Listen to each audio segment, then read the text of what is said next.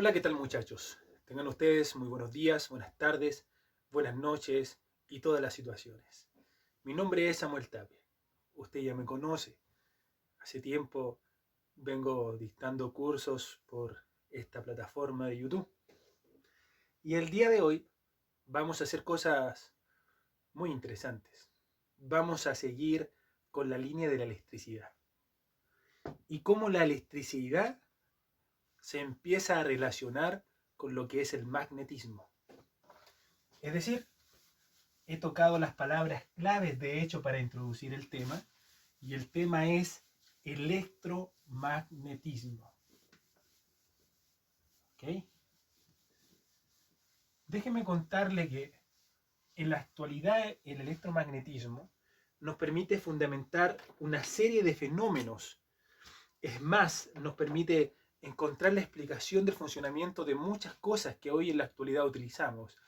MP3, celulares, entre otras. Pero, ¿qué es lo que es el electromagnetismo? ¿Cuáles son las normas que lo rigen? ¿De dónde viene? ¿Cómo se aplica? ¿Cómo se calcula? En fin, todo lo que tenga relación con el electromagnetismo, desde hoy se los comienzo a explicar. Antiguamente, les voy a contar un poquito la historia, lo que se conocía del magnetismo era un mineral cuya fórmula química es la siguiente: F3O4. Ese mineral se llama magnetita en la actualidad. Y este mineral tiene esa capacidad de comenzar a atraer elementos metálicos. Entonces de ahí ya comenzó a tenerse una noción de lo que era el magnetismo. Pero a mediados de los siglos venideros, más cercano al siglo XX, siglo XIX, siglo XX, se empezaron a dar cuenta que la electricidad tenía una intrínseca unión con el magnetismo. Y en el día de hoy se conoce que no inclusive la electricidad por sí solo, sino estos tres conceptos que los iremos viendo a medida que avancemos: la electricidad por un lado, el magnetismo por el otro y el movimiento, tienen una relación tan estrecha como la que yo tengo con Dios, muy estrecha. Es más, con dos de estos generamos el tercero.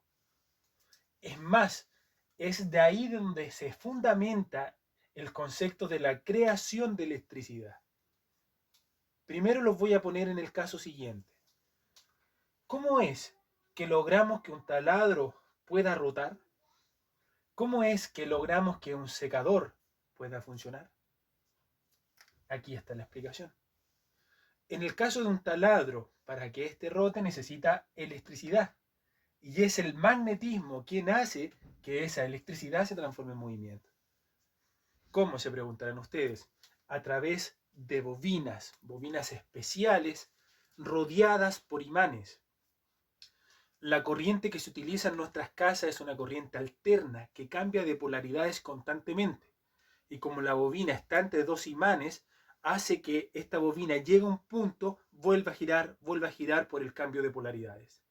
Es por eso que la electricidad hace que el magnetismo, producto de la bobina y los imanes, se empieza a generar un movimiento rotacional. ¿Ok? En el caso de las centrales hidroeléctricas, por ejemplo, o cualquier tipo de central, eólica, nuclear, etc., ¿qué es lo que se está utilizando? Se está utilizando el movimiento, que en el caso de una central hidroeléctrica podría ser la energía potencial con la que el agua desciende, que hace girar unas ciertas aletas, y estas aletas se encuentran nuevamente con una bobina entre imanes. Y entre estos dos crean a este tercero que es la electricidad. Por ahí va el asunto. Es decir, si alguna vez a ustedes les preguntan cómo es que nace la electricidad, producto del movimiento y el magnetismo. Al revés. ¿Cómo es que nace el movimiento? Producto de la electricidad y el magnetismo. ¿Cómo es que nace el magnetismo? Producto de la electricidad y el movimiento. Les explico un ejemplo. Si nosotros tenemos un conductor de cobre, por ejemplo, y este conductor tiene una corriente, es decir, tiene un movimiento de electrones, ¿bien? Yo sé por Faraday, si no me equivoco, que ese movimiento dentro de este cuerpo ya electrificado, que es el conductor, se empieza a generar un campo magnético. Apenas se anule el efecto de electricidad por el conductor, es decir, que no exista movimiento de electrones, no hay magnetismo. Y ahí encontramos el electroimán, por ejemplo. El electroimán desciende sin electrificación, llega donde están los metales, se prende la corriente, circula corriente, se pegan los metales, se traslada, pum, se apaga la corriente, bota. Otro ejemplo de cómo estos interactúan. Otra cosa importante que debemos considerar y que no se me olvide es el efecto Joule, ¿okay? Que es la generación de calor por cuanto circula corriente por un conductor. Eso permite explicarnos el funcionamiento de los secadores de pelo y las planchas. Bien, eso es un paréntesis. Bien, muchachos, sigamos entonces. En primera instancia, tenemos el nombre del ramo, el electromagnetismo. Mi nombre es Samuel Tapia y comienzo con la explicación. Ya conocimos obviamente la relación que existe entre la electricidad y el magnetismo y el movimiento, pero una de las primeras cosas que tenemos que comenzar a estudiar para ver el concepto de electromagnetismo en general es el concepto de las cargas eléctricas. Les explico. Todo cuerpo en la naturaleza está compuesto por átomos.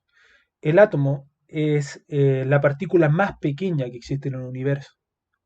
Y según el modelo de Dalton, este se encuentra compuesto por tres elementos: el electrón, el protón y el neutrón. El neutrón, como su nombre lo indica, tiene carga neutra. El protón tiene carga positiva y es el electrón quien tiene carga negativa. Importante entender eso. El protón con el neutrón se encuentran localizados en el centro, en el núcleo, y en orbitales que serían estas, que obviamente son tridimensionales, encontramos a los electrones constantemente moviéndose. Los electrones tienen la capacidad de fluir, son los causantes de la corriente eléctrica, como lo he mencionado en algunos videos de electricidad. Pero mientras tanto existe una compensación entre estas dos cargas, las negativas y las positivas, vamos a decir que el cuerpo está en equilibrio eléctrico. Bien, ahora, no sé si usted alguna vez ha sentido que toca un metal y le da como un pequeño chispazo, siente que se electrificó o que tiene electricidad circulando. Eso que usted siente se puede explicar por lo que es la carga eléctrica. Usted lo que está sintiendo precisamente es el traspaso de electrones de su cuerpo al metal o viceversa. ¿Ok? Y eso es el concepto de carga eléctrica, que a la posteridad, de hecho, en esta presentación se transforma en lo que es la fuerza eléctrica. Entonces, ¿qué es lo que tenemos que entender? Que si tenemos dos cuerpos con la misma carga, por ejemplo, dos cargas positivas, estos van a repelerse, como colocar dos imanes, por ejemplo, con los polos positivos o los polos sur, se repelen, o con los polos negativos. Pero si estas cargas, llámese átomos, moléculas, tienen cargas distintas, opuestas, van a generar una cierta atracción. Eso tenemos que tenerlo en consideración. Otra cosa importante, que la carga eléctrica siempre se conserva. Y esta la podemos medir con un más menos n por e, siendo ese e la carga de un electrón o un protón. Y ese n es un número adimensional que indica cuántas cargas de electrones tiene una determinada carga. 5 cargas de un electrón tiene la carga X. 10 cargas de un electrón tiene la carga Y. ¿Okay? Es un n por la carga de un electrón, que más adelante le voy a indicar cuál es su valor. Importante decir sí o sí que las cargas tienen una unidad que es el coulomb. Luego encontramos la definición de lo que es un conductor, lo que es un aislante y lo que es un semiconductor. Esta definición la he extraído del libro Serway, volumen 3, en la cual nos dice que los conductores son aquellos tipos de material que permiten un tránsito libre de los electrones por ellos. No ofrecen resistencia al movimiento de los electrones. Y si no ofrecen resistencia al movimiento de los electrones, tienen mayor capacidad de dejar transferir o fluir carga eléctrica. En cambio, los aislantes sí ofrecen resistencia a que los electrones se muevan. Una cosa importante que quiero mencionar, son los electrones los que se mueven. ¿Okay? Por lo tanto, si uno quiere cargar o electrificar un cuerpo, tiene que buscar la forma en que los electrones salgan del cuerpo para que nosotros podamos sentir ese chispazo que sentimos de pronto, no sé, al bajarlo de un auto y tocar el metal del techo. He incluido una lista acá de las propiedades en cuanto a resistencia, a la resistividad, perdón, de distintos materiales. Y encontramos como los mejores conductores a la plata, cobre, oro, aluminio, y así vamos disminuyendo hacia abajo. Los semiconductores que pueden actuar como aislante y conductor a la vez, como por ejemplo el germanio, el carbono puro, el grafito. Aquí tenemos su resistividad.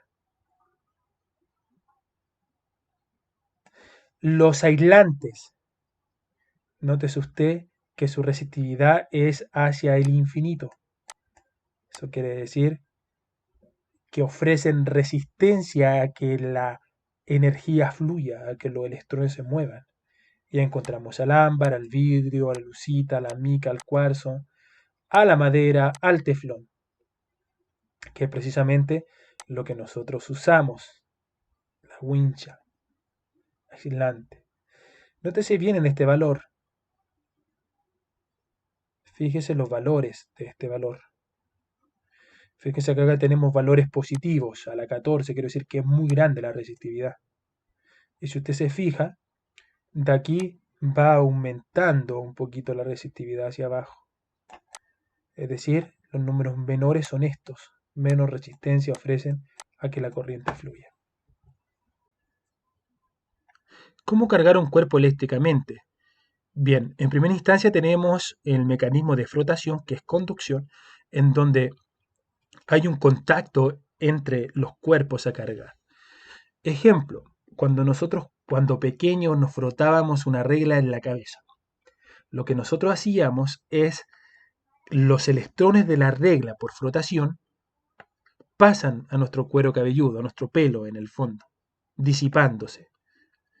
Eso hace que la regla quede carente de electrones. Entonces, cuando es acercado a un material, por ejemplo, un material aislante, hace una adherencia, puesto que está carente de electrones, y esto hace que esta hoja de papel que nosotros poníamos en rollitos se adhiera a la regla en este caso. Lo mismo podemos hacer con un peine. Es el concepto de frotación. Cargamos eléctricamente un cuerpo creando la conducción, es decir, la transferencia de electrones. Prosigo. La siguiente forma de cargar un cuerpo eléctricamente es la inducción, en donde no hay contacto físico entre los cuerpos. ¿Cómo se logra? Sigamos la imagen. Tenemos un cuerpo cargado en equilibrio, es decir, cantidad de electrones igual a cantidad de protones.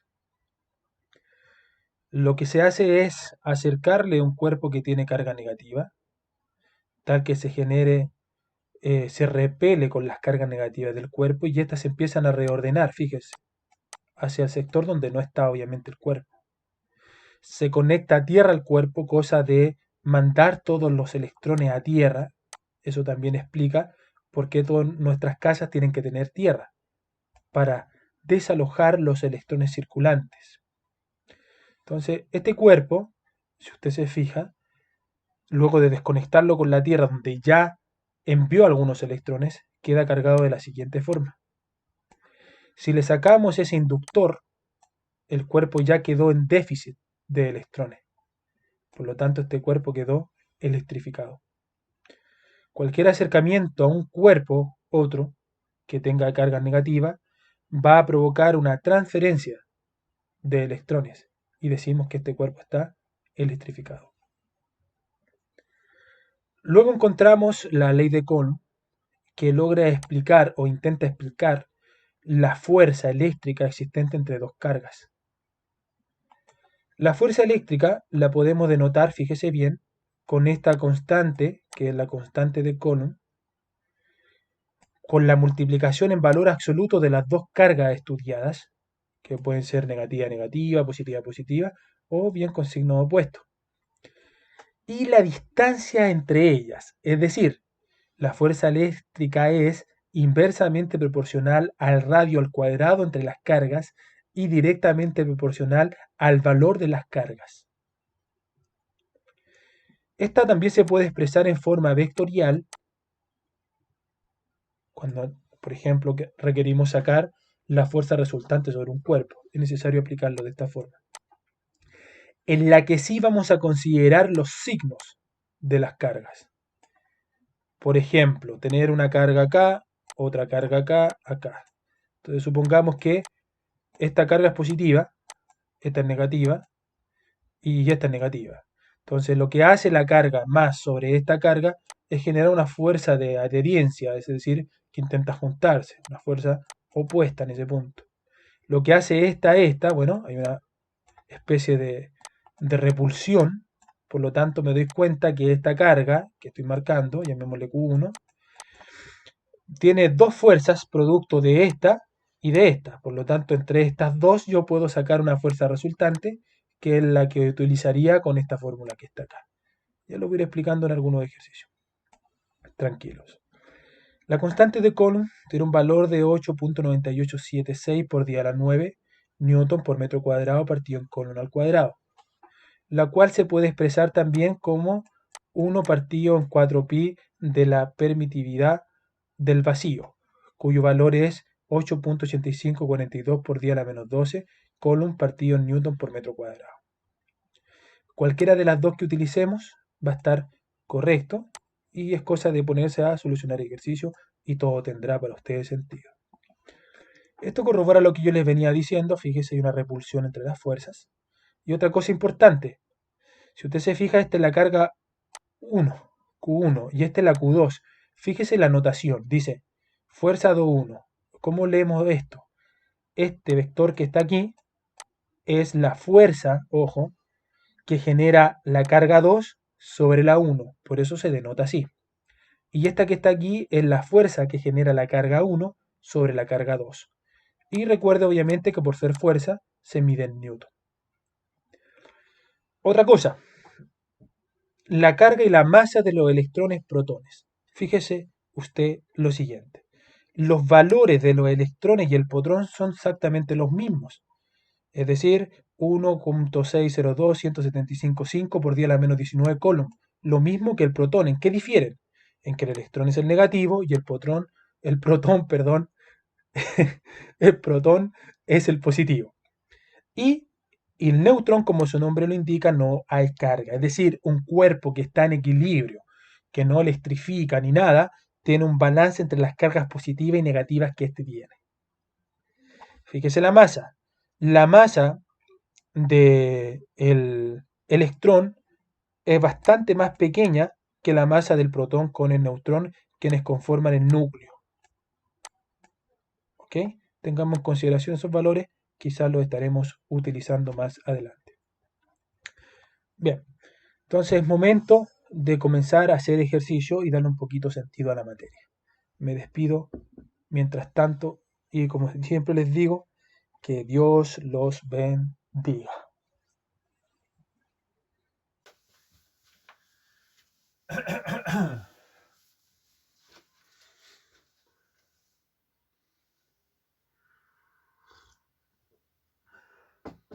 Ok. Ya visualizado la teoría que les expliqué en las diapositivas, es momento de hacer ejercicios con esta famosa ley de Coulomb. Ya sabe usted que la podemos representar en una forma escalar, por decirlo así, solamente con los valores, y en una forma vectorial, que es para calcular las fuerzas respectivas. El primer ejemplo que voy a utilizar será un ejemplo que está en el Serwise volumen 3. Es un ejemplo que está resuelto, sí, es parte del ejercicio resuelto, pero no tiene resuelta la ecuación cuadrática que te queda para poder determinar la distancia que hay entre una carga y otra. Voy a visualizarlo. Sería, el ejemplo es así. Tenemos una carga negativa por este lado. Tenemos dos cargas positivas.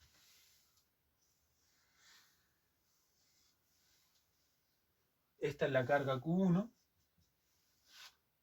Q2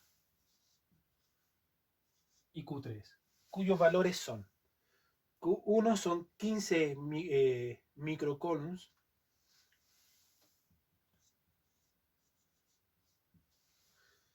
y las otras dos, Q2 es de 6 microcoulombs,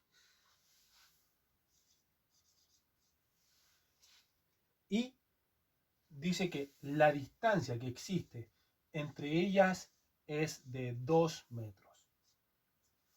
¿Ok? Ahí está el ejercicio. La interrogante del planteamiento es, dice, tres cargas puntuales se encuentran a lo largo del eje, bla, bla, bla, bla.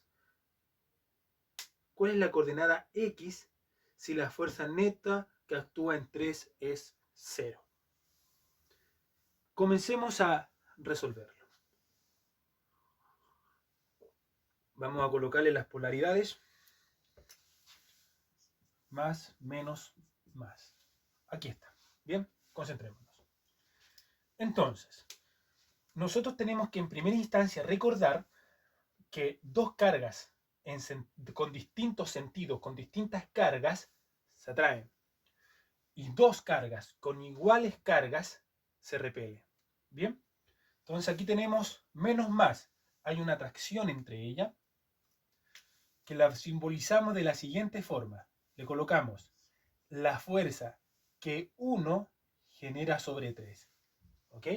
Porque producto de ese más es que nace la fuerza que sale de esta carga Q3. Ahora, la misma situación. Q2 es positivo. Q2 hace que aquí aparezca o nazca una carga, y sería la resultante entre 2 y 3.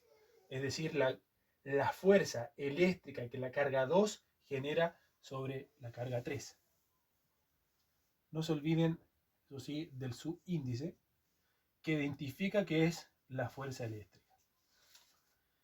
Bien, ¿qué tenemos por otro lado? Tenemos la formulita, que es la que acabamos de estudiar, que nos dice que la fuerza eléctrica entre dos cargas es la multiplicación en valor absoluto de ellas dividido en la distancia entre ellas. ¿Ok? Y eso definido de un punto de vista escalar, porque de un punto de vista vectorial lo tendríamos que descomponer según las coordenadas de la fuerza resultante. Bien, otra cosa. Me dice que hay una fuerza resultante que es la que se genera en Q3. ¿Ok? Y dice que esta es 0. Bien. Si yo ya tengo los valores de Q1 y Q2 y estos no son iguales, ¿ok? Lo único que se debe haber afectado es la distancia que existen entre ellas, tal que la resultante entre las dos sea 0. Eso quiere decir que acá hay una F que es nula. Llamémosle fuerza neta o fuerza eléctrica neta igual 0. Eso me permite a mí decir lo siguiente. EFE, neta por cierto, es igual. Fíjense los signos. Esta está hasta la X negativa.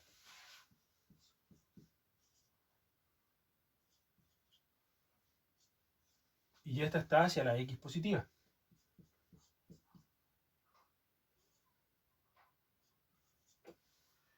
Y para que esto sea válido, para que esta fuerza sea 0, necesariamente la F23 tiene que ser igual a la FE 1 sobre 3. Para que eso sea válido, descomponemos esto, fíjense. La constante Q2 multiplicado por Q3 dividido en R. Llamémosle R23. Es igual a QE por Q1 sobre Q3, todo eso dividido en R13 al cuadrado. Ni siquiera es necesario que sepamos los valores de la constante de Coulombs. Se van, están a ambos lados. Y otra cosa más importante aún, los Q3 también se van. Por lo tanto, esto tan solo se reduce a lo siguiente.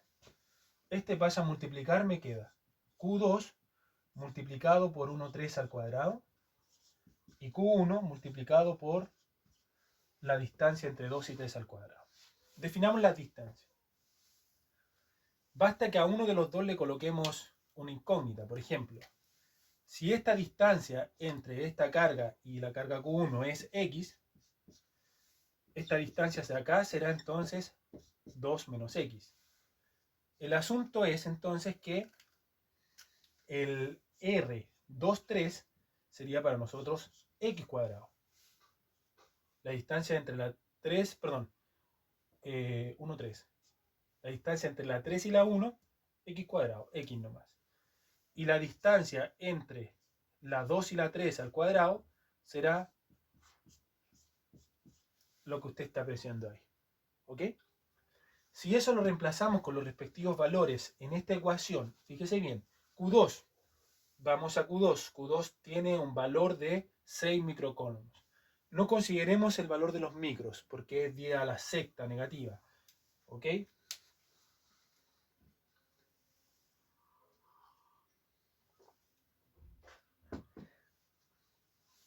Lo siento.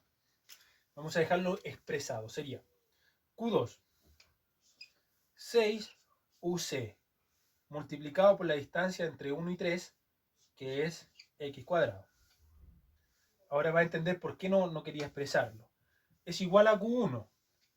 Q1 es 15 UC por 2 menos X al cuadrado. Entonces fíjese usted, micro a un lado, micro al otro lado, adiós los micros, y lo mismo con las cargas.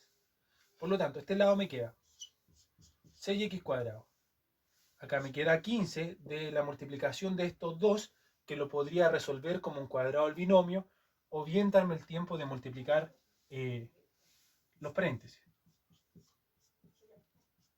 Por ejemplo, 2 por 2 es 4. Me queda menos 2x. Menos 2x menos menos más x cuadrado. Por lo tanto, esto me queda 4 menos 4x más x cuadrado. Es decir, paréntesis, 4 menos 4x más x cuadrado. ¿Se fija? Bien. 6x cuadrado. 15 por 4 serían 60. Acá, 15 por 4 menos 60x. 15 por x, 15x cuadrado. Bien. Pasamos este 6 a restar. El 60 queda inmóvil. No es necesario operarlo. Y decimos 15 menos 6. Eso nos queda 9x cuadrado. El 6, vuelvo a insistir, pasa a restarle al 15. Y lo que tenemos acá, estimados alumnos, es un cuadrado de binomio. O sea, la cuadrática en el fondo. Que la vamos a resolver con la formulita. Recuerde que la pregunta es, ¿a qué distancia nos queda la Q3? ¿Vale? Nosotros vamos a sacar eso, esta X, pero si a esa X, si al 2, perdón, le restamos esa X, vamos a tener la distancia de este hasta este. No hemos definido de hecho cuál es el 0, 0, puede que el 0 sea acá, no lo hemos definido. Pero vamos a decir que el 0 parte aquí. Vamos a resolver la cuadrática. Quítame borrar. Para resolver la cuadrática, como ya les venía adelantando, lo único que debemos hacer es ocupar la formulita que nos dice x1, x2 menos b más menos 4, perdón, b cuadrado menos 4ac partido en 2a. Identifiquemos las variables. ¿Quiénes son respectivamente cada una de ellas? A es 9. B es menos 60. C es 60. Reemplazamos en la cuadrática. Menos B. B es menos 60, por lo tanto acá me queda positivo. Más menos. Menos 60 al cuadrado a lo mismo porque se va al negativo, así que lo coloco como 60 al cuadrado nomás. Menos 4a. A para mí es 9 multiplicado por C, que es 60. Y todo eso dividido en 2 por 9. Bien. Vamos a calcular el argumento de la raíz. 60 al cuadrado menos 4 por 9 por 60. Aplico raíz. Me queda 37.95. Aproximado a la centésima. Entonces, 60 más 37.95 partido en 2 por 9. Tenemos como primera solución un 5.44. Y como segunda solución, 60 menos 39.95 partido en 2 por 9. Una segunda solución de 1.23 aproximadamente. Me quedo obviamente con la segunda porque la primera estoy lejos, porque hasta aquí era 2, con la primera solución estoy por acá, con 5. Pero me piden la distancia. Voy a asumir que este es mi punto 0. La distancia entonces sería de aquí hasta aquí. Y lo que yo tengo es esto. Por lo tanto, al 2 yo le resto 1.23 y estaría diciendo que la localización de mi carga 3 para que se alcance el equilibrio es de 0.77 metros. Con eso, el ejercicio queda resuelto y determinado.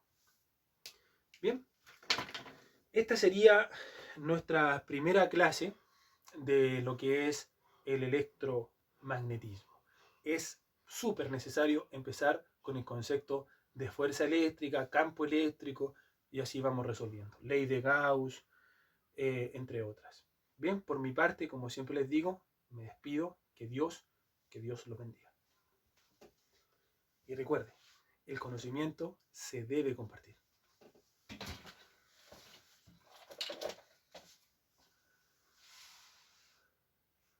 Para que visualice, perdón, los valores respectivos.